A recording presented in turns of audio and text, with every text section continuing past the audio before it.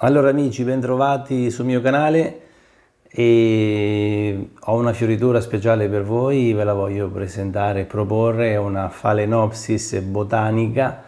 per la serie le Phalaenopsis e non solo le ibride ma anche le botaniche sono relativamente facili. Questa richiede un pochino più umidità, sta in sfagno, 100% sfagno nel vaso di plastica. È qualcosa di speciale, di spettacolare, mi inginocchio davanti a lei in senso pratico perché per fare il video devo stare in ginocchio e approfitto un pochino del sole che la illumina così la potete vedere meglio anche voi e è qualcosa di speciale, quindi mi inginocchio davanti a tanta bellezza e non pensavo che potesse essere così bella.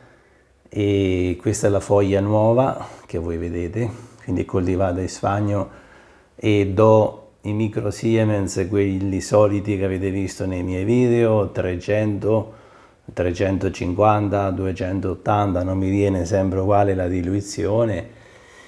però è qualcosa di fantastica. L'orchidea botanica, questa esiste in natura, non è un ibrido commerciale, quindi questa viene coltivata in casa con la luce artificiale che vedete là, e ne prende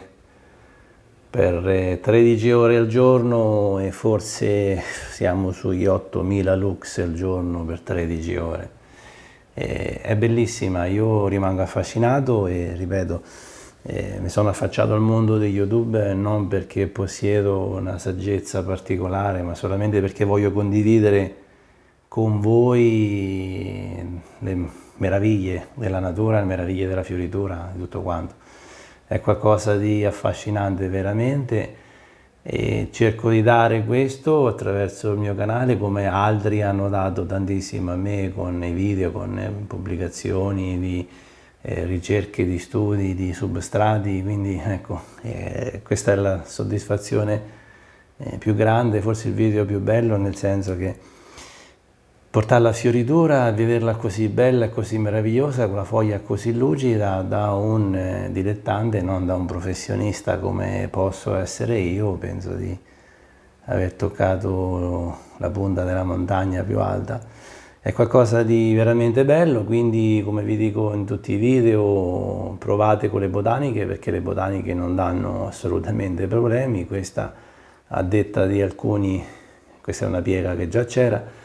dall'acquisto, a detta di alcuni le botaniche possono essere più difficili, sarò più fortunato io rispetto ad altri, non lo so,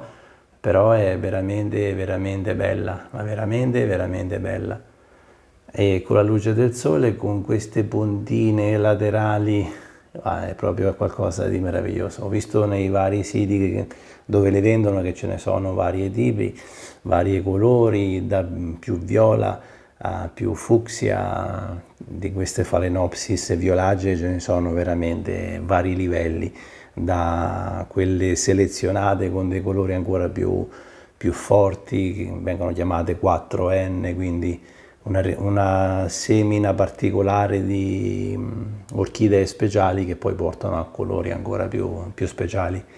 una selezione all'interno delle botaniche ancora più particolare. Mi accontento tantissimo e non pensavo di arrivare a tanto e vorrei semplicemente farvi venire voglia tante volte credo, ma questo è un discorso di Daniele, le ibride, siccome sono selezionate, ibridate, stressate, via discorrendo, c'è tutto un mondo. Ho fatto un video in cui dico perché muoiono, ma come fanno a vivere le ibride che selezionate, messe con microchip all'interno e quindi vengono da una catena di distribuzione, di produzione, per cui portate a casa, se vivono è un miracolo. Queste, essendo botaniche, semplicemente vengono riprodotte per via del seme, vengono messe in condizioni, in quei contenitori sterili, vengono lasciate lì, ci mettono 2 anni per nascere, però perlomeno c'è meno stress perché vengono allevate, coltivate, cresciute in serra da mani amorevoli, e quindi poi forse è più semplice, no? Il passaggio da mano amorevole del coltivatore, dal vivaista della serra, che poi la porta a casa il corriere, noi si guidiamo a dare mani amorevoli, alla fine si incontrano due discorsi. Vabbè, io ve la faccio vedere proprio con la tenda che ogni tanto la illumina. È bellissima, non pensavo di riuscire a tanto, quando l'ho vista in bocciolo ho pensato subito a voi a farvi il video. Non vi nascondo che all'inizio temevo che non riuscisse ha avuto un momento di stasi,